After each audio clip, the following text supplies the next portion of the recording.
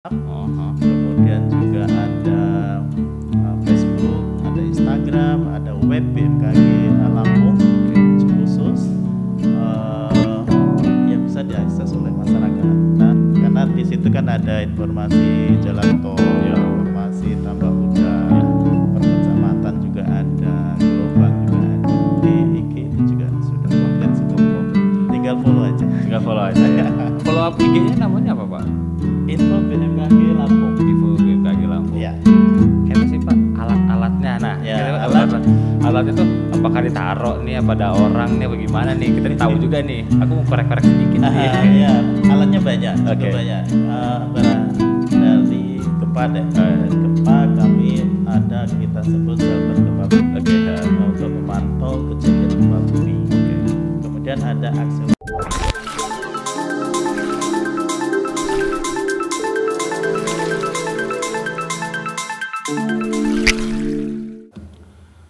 Assalamualaikum warahmatullahi wabarakatuh. Waalaikumsalam. Apa kabar semuanya insan antara dimanapun berada? Hadir kembali bersama saya Emir Fajar Saputra di podcast Antara Lampung TV. Banyak dari kita masyarakat masih belum paham tentang apa tugas dari BMKG. Apa saja sih yang dikerjakan? Apa yang dilakukan? Nah, untuk itu kita ulas bersama dengan Kepala Stasiun Meteorologi Raden Intan II Lampung, Bapak Kuku Rubianto MSI. Selamat siang, Pak. Selamat siang. Mungkin Kuku Ribudianto. Oke, Kuku Ribudianto. Oke, siap, Pak. Siap. Maaf, Pak, salah sebut, Pak. Gimana kabar hari ini? Alhamdulillah baik ya. Di jalan kehujanan. Ya. Musimnya apa? Hujannya tidak tentu ya, Pak ya. Iya, dibilang seperti itu karena memang kadang ada jeda tidak ada hujan gitu kan, kadang hujan seharian seperti itu. Oke, siap Pak. Untuk itu kita dengarkan sama dialog bersama Bapak Kuku. Ya Pak, untuk mempersingkat waktu, BMKG bagaimana bisa memprediksi cuaca cuaca di Lampung sendiri, Pak? Apa sih yang peralatan yang untuk bisa memprediksinya atau seperti apa itu, Pak? Oke, baik. Mungkin terima kasih Mas Ilmi. Mungkin kami perkenalkan dulu ya. BMKG di Lampung ini sebenarnya BMKG Provinsi Lampung ini ada 4 UPT atau unit pelayanan teknis. Di kami sendiri Stasiun Meteorologi Raden Intan II itu tupoksi kami pelayanan penerbangan dan cuaca ekstrim. Kemudian ada juga di Panjang itu pelayanan maritim, kemaritiman. Jadi stakeholdernya ada kapal-kapal penyeberangan maupun nelayan. Kemudian di Masgar di Kabupaten Sawaran itu ada Stasiun Klimatologi Lampung. Itu stakeholdernya adalah teman-teman petani ya. Siap. Karena ada info iklim, info awal musim, itu ada di sana. Kemudian satu adalah yang paling penting di Lampung adalah Stasiun Geofisika Lampung Utara. Tupoksinya adalah memberikan informasi gempa bumi dan warning tsunami. Nah, mungkin itu dari pengenalan. Kebetulan dan saya sendiri ditunjuk sebagai koordinator BMKG yang ada di Lampung. Jadi Bapak koordinator membawahi 4 UPT ini ya? Ya, dari sisi koordinasi ya. Tapi dari sisi tupoksi kami beda-beda dan bertanggung jawab langsung ke BMKG pusat. Siap Pak. Bisa jelaskan sedikit kita prediksi cuaca di Lampung kita sebut menjelang Ramadan ini Pak. Itu seperti apa sih Pak? Jadi kebetulan sudah ada data yang terkait dengan nanti mengarah ke arah Ramadan. Jadi kami punya data atau mendapatkan perakiraan dari teman-teman di klimatologi terkait dengan awal musim. Siap. Jadi awal musim kemarau di Lampung ini nanti kisaran antara April hingga Juni, awal Juni. Jadi tergantung dari kondisi topografinya, ada yang berawal dari April dasaran kedua sampai ke Juni dasaran ke-1. Nah itu karena topografinya berbeda-beda itulah yang menyebabkan awalnya berbeda ya, awal musim kemaraunya. Jadi diprediksi kita untuk di Lampung ini selama Ramadan ini berarti musim penghujan, terus nanti di bulan April dia memasuki prediksi musim kemarau berarti Pak? Iya, kan di Maret ini masuknya di pertengahan Maret ya. Jadi Ramadan masuk di kemungkinan di 20 atau 21 ya. 21 Maret ini tentu pada saat awal musim itu biasanya didahului adalah kondisi cuaca kita sebut adalah transisi. Atau peralihan dari musim penghujan ke arah musim kemarau. Nah tentu biasanya 2 dasarian atau sampai 3 dasarian, 2 minggu lebih atau sampai 1 bulan itu transisinya. Nah tentu di bulan Maret nanti paling tidak minggu kedua itu kita yakin itu sudah masuk ke arah transisi. Jadi intensitas curah hujannya itu sudah menurun, mengarah ke awal musim kemarau, dan curah hujannya kita sebut transisi tadi. Tipe intensitas curah hujannya itu hujannya lebat, tapi durasinya pendek. Nah, itu biasanya transisi seperti itu. Kemudian kejadian hujannya lebih di siang hari hingga menjelang malam hari. Kemudian ada potensi ekstrim di situ adalah ada angin kencang, puting beliung. Bahkan yang maksimalnya adalah hujan es. Nah itu tipe-tipe kejadian hujan atau cuaca pada saat masa transisi. Itu bisa terjadi di Provinsi Lampung atau di beberapa kabupaten kota Pak? Hampir semua di Provinsi Lampung ya. Trennya di masa transisi itu. Tentu tergantung juga kalau untuk intensitasnya tergantung dari kondisi topografi tadi ya. Kalau dia awal masuk musim kemaraunya itu lambat, berarti curah hujannya di saat transisi itu lebih tinggi. Nah, itu kan berarti tadi kan lo sebutkan perkiraan musim kemarau itu kan di bulan April sampai dengan Juni. Nah, itukah apakah di April sampai Juni itu puncaknya atau masih ada musim lanjutan? Maksudnya puncak musim kemarau? Ya, kami sampaikan di awal tadi adalah awal musim. Berarti masih awal. Betul. Jadi baru awal tuh. Awal itu di antara April tadi dasaran kedua sampai ke Juni. Itu awal ya. Awal berarti ya. Berarti masih panjang loh berarti. Ya, itu baru berarti curah hujannya sudah turun di bawah kategori kita. Kalau kategori musim kemarau adalah di bawah, kalau bulanan 150. Itu tapi bulanan. Kalau dasarian di bawah 50 mili. Jadi itu curah hujannya akan turun. Puncaknya tadi kalau menyebut bertanya ke puncak musim kemarau, artinya curah hujannya paling sangat rendah. Itu di Lampung antara Juli dan Agustus. Sebagian besar itu di Agustus. Juli itu ada di Krui bagian utara, pesisir barat bagian utara, itu ya sekitar Krui. Ya, sampai ke perbatasan Bengkulu. Nah, itu di Juli. Nah, sebagian besar puncaknya itu di Agustus. Kan kita tahu sih Pak, banyak masyarakat petani ini bingung nih saat menanam padi nih, karena apa? Banyak yang ini musim hujan atau musim kemarau gitu. Kita tunggu aja kabar dari BMKG. Nah, dengan datangnya BMKG ke sini mungkin bisa ngasih informasi kepada masyarakat nih. Betul. Iya. Karena biasanya kan kalau yang sebelum-sebelumnya kan ketahuan nih Pak, Januari sampai Juni itu biasanya tuh musim hujan gitu kan. Juli sampai Desember musim kemarau. Kayaknya sekarang ini sudah tidak lagi dengan patokan seperti itu nih kayaknya. Ya hujannya banyak kan. Gila sekarang nih kayak kemarin kan contohnya kayak petani, dia nanam padinya, dia nanam gadu karena apa? musim kemarau. Taunya musim hujan gitu kan, nggak jadi gitu kan. Iya, kalau penjelasan dari kami emang kita sebut adalah fluktuatif ya. Kondisi hujan di dalam suatu kurun waktu musim itu nggak melulu langsung tinggi di puncaknya langsung turun. Tapi tren utamanya seperti itu. Tapi naik turun berarti ya? Puncak naik terus turun. Itu tren utama ya. Utama ya. Tapi ada hal-hal yang kita sebut sebagai penyimpangan atau anomali. Itu contohnya pada saat 2 minggu atau 3 minggu yang lalu yang nggak ada hujan itu, yang kurang hujannya ya, walaupun ada di beberapa tempat tapi kurang secara keseluruhan di Lampung kurang. Nah itu kebetulan ada event khusus kita sebut anomali penyimpangan atau gangguan ya, gangguan tropis kita sebut ya.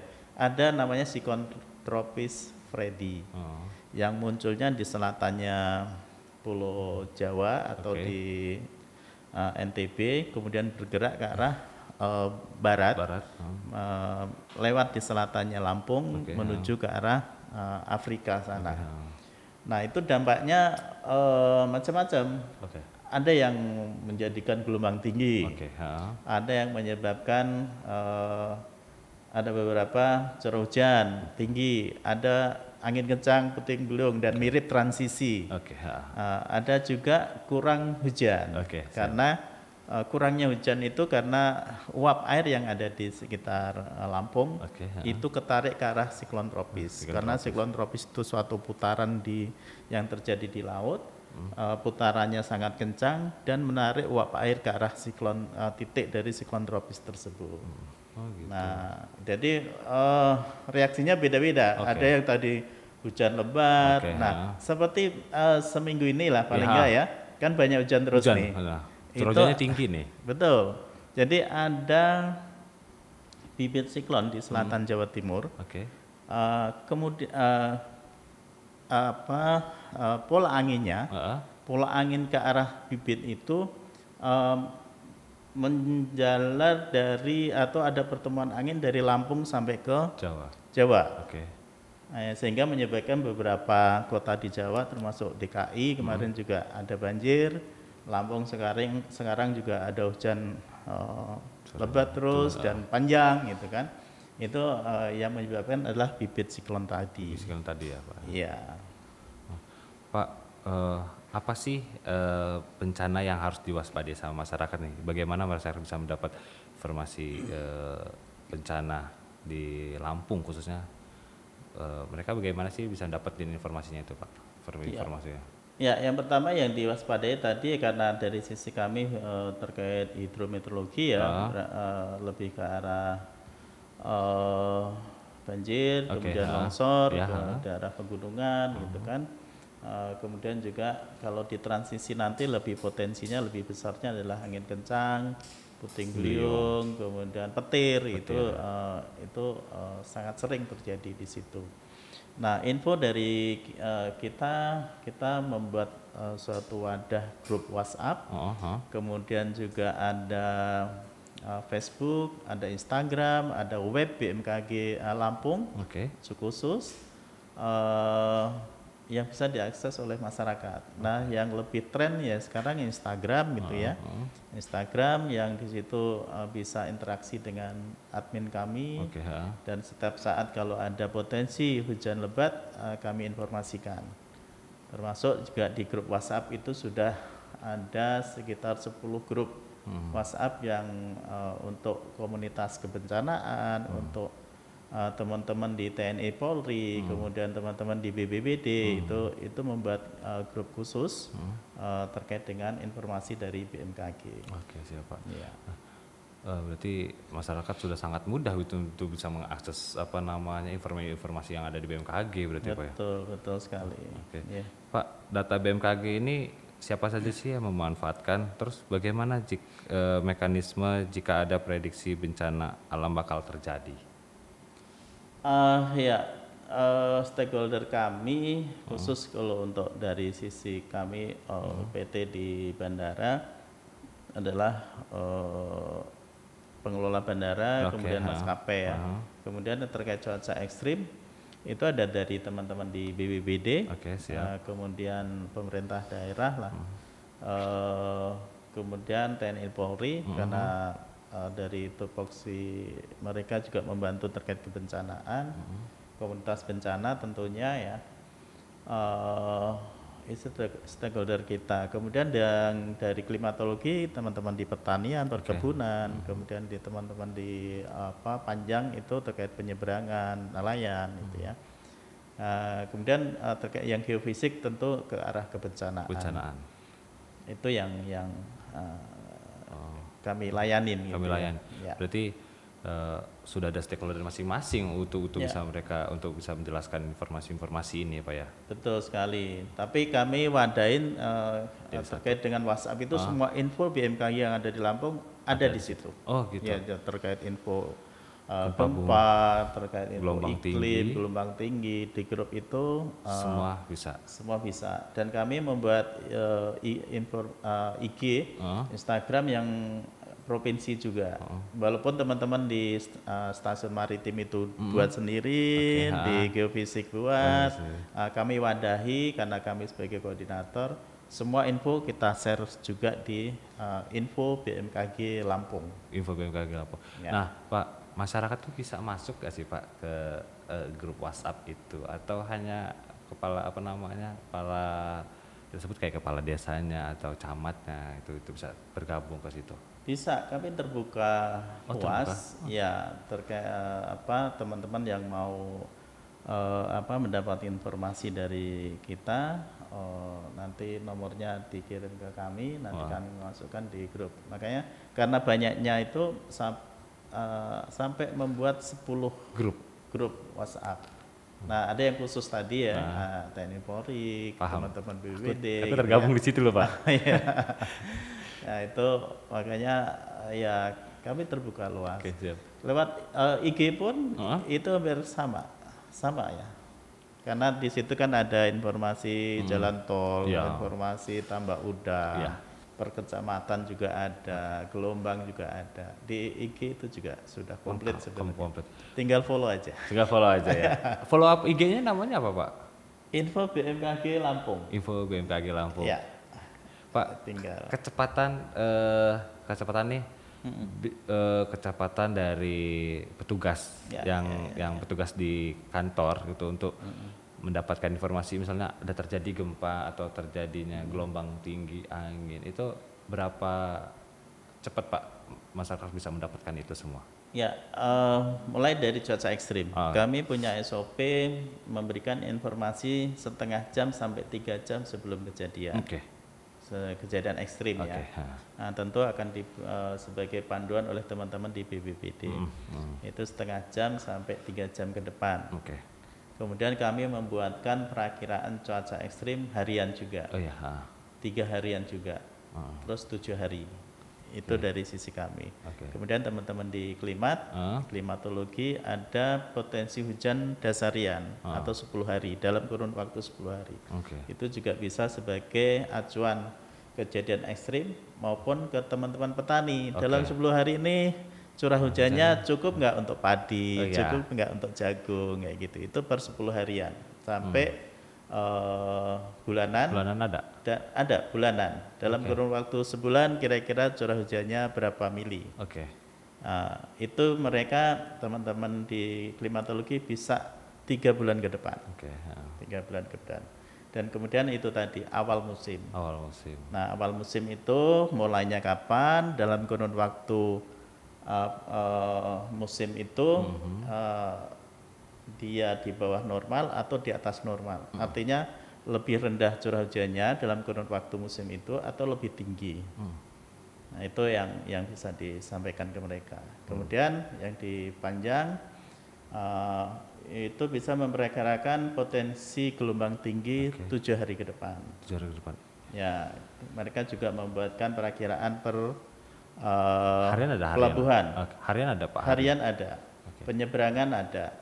Penyeberangan harian, terus pelabuhan laut itu harian juga mereka buat. Kalau pelabuhan itu berarti ada di Pelabuhan Panjang dan Pelabuhan Bakahuni ya Pak ya? Panjang, Bakahuni, Maringge, terus Padang Cermin ya. Padang Cermin itu mereka sudah buatkan. Nah, gitu.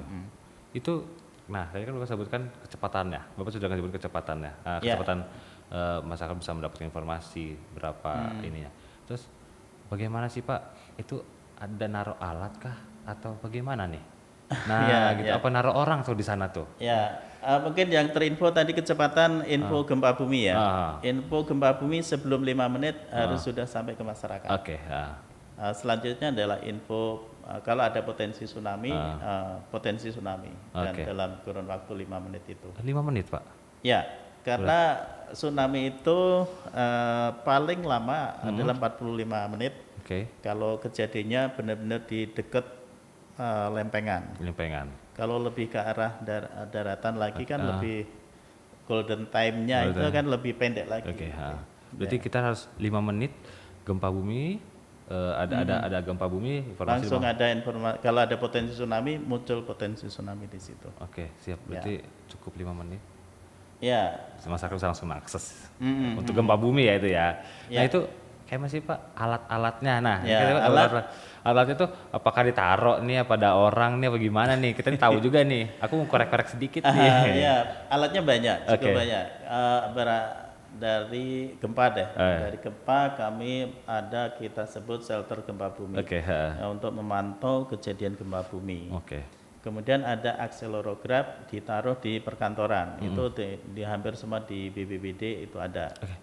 Dan diseminasinya di BPBD juga ada. Jadi berupa tampilan monitor besar, nanti akan muncul di situ gempanya di mana. Dan itu ada semacam voice dari orang. Jadi telah terjadi gempa di mana. Kalau potensi tsunami dia akan ngomong juga ada potensi tsunami. Itu di teman-teman BPBD. Itu akselerograf sebagai untuk mengukur goncangan ya. Kalau shelter tadi untuk mengukur kekuatan gempanya, kekuatan dan di mana terjadinya, terus kedalamannya berapa. Itu dari alat. Di Lampung ada kurang lebih 8 sensor. 8 sensor. Iya, kurang lebih 8 sensor. Kemudian yang untuk tadi bisa membuat perakiraan curah hujan, itu yang paling banyak tuh. Itu ada pengukur curah hujan manual, itu ada 100 lebih, 180-an. Tersebar di Lampung. Dan itu kadang kita titipkan di teman-teman penyuluh petani, karena kan manfaatnya buat mereka juga kan, ke petani kita taruh. Ada yang otomatis juga. Kurang lebih 18 titik. Yang otomatis dan langsung ke Jakarta, langsung juga bisa diakses oleh kita. Itu kalau otomatis itu taruhnya di titik-titik yang yang strategis atau seperti apa Pak? Ya, kita pilih yang strategis karena itu kan langsung ya, bisa sebagai warning juga gitu kan. Pada saat di situ ada hujan dalam kurun waktu 1 jam lebih dari sekian, atau kita ada angka yang sebagai batasan ekstrim, 20 mili dalam 1 jam kita sebut ekstrim di situ.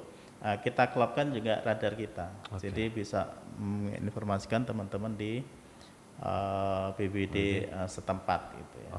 Itu yang otomatis.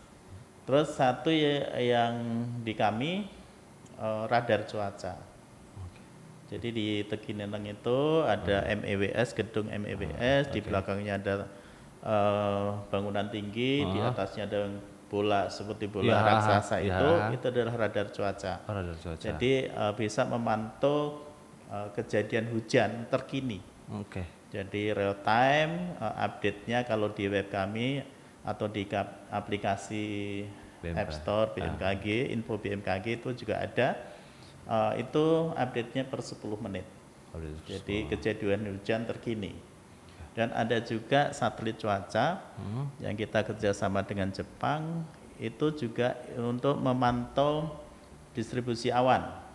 Itu update-nya juga per 10 menit. Jadi teman-teman bisa pakai kira-kira mau apa ya, ada suatu kegiatan, oh hujannya sudah mulainya di sini nih, kalau lihat awannya oh bergerak ke arah sini, oh berarti nanti bisa jadi hujan nih di sini nih gitu. Jadi, itu bisa dimanfaatkan seperti itu. Jadi kalau kawan-kawan lapangan bisa manfaatin itu ya maksudnya. Ya, mau mancing nih, besok gelombang tinggi, jangan mancing lah. Jangan mancing. Ya kan orang kan, mancing aja, ternyata ombaknya gede, gak jadi mancing sampai sana, wah ombaknya gede. Ya jadi ya saya baru tahu nih Pak, ternyata kecepatan dari untuk informasi gempa itu sekian menit, untuk hujan bisa curah cuaca itu bisa 1 bulan ya. Tadi ya, 1 bulan curah hujan bulanan dasarian bisa diakses semua, bisa lebih cepat masyarakat juga aksesnya dengan download di Play Store ya Pak ya.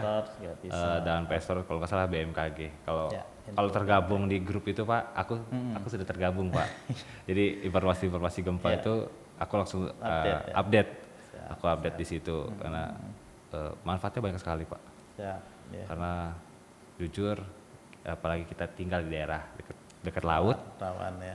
Jadi kita bisa mantau nih, jadi gempa atau apa itu Pak. Siap. Apa sih Pak? Kita mungkin ini pertanyaan terakhir nih Pak.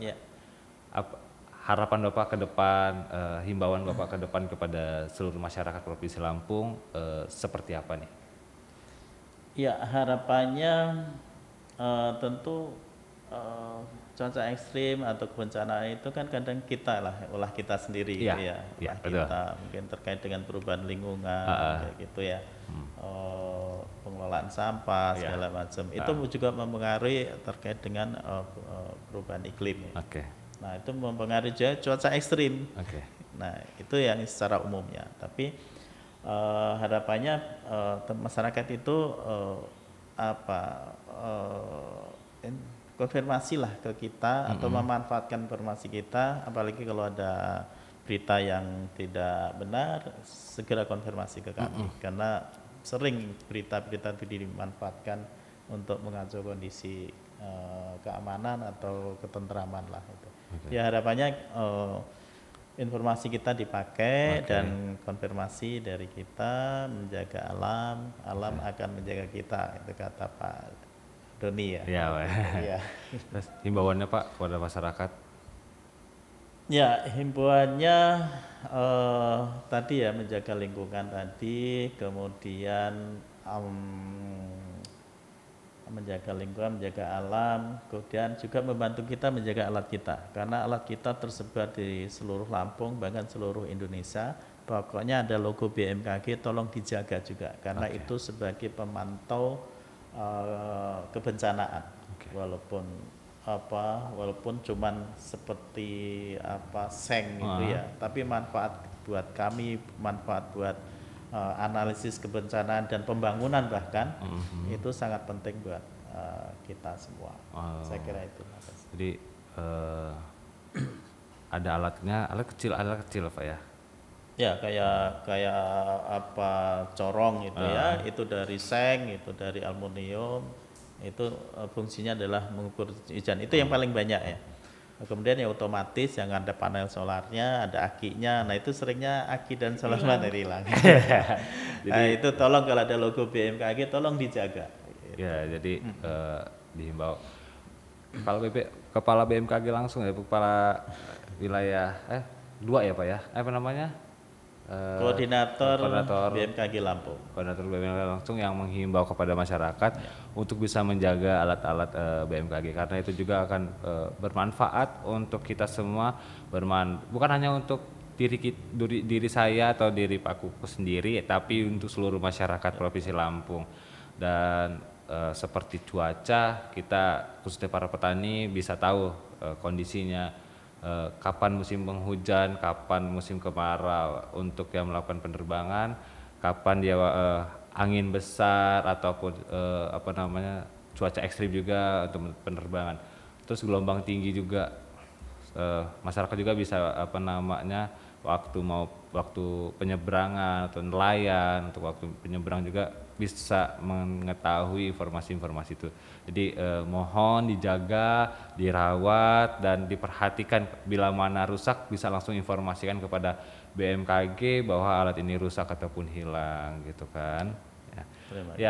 Terima kasih Pak Kukuh sudah berkenan hadir di kantor Antara, sudah meluangkan waktu memberikan informasi sedikit kepada masyarakat tentang cuaca dan fungsinya dari BMKG sendiri Pak Kukuh. Terima kasih kembali dengan diundangnya, ini kan tentu menyebar ke masyarakat ya. Jadi masyarakat lebih paham, lebih bisa membantu kami juga. Iya, siap Pak. Ya, saya Emir Fajar Saputra pamit undur diri. Wabillahi taufiq wal hidayah. Wassalamualaikum warahmatullahi wabarakatuh. Waalaikumsalam warahmatullahi wabarakatuh.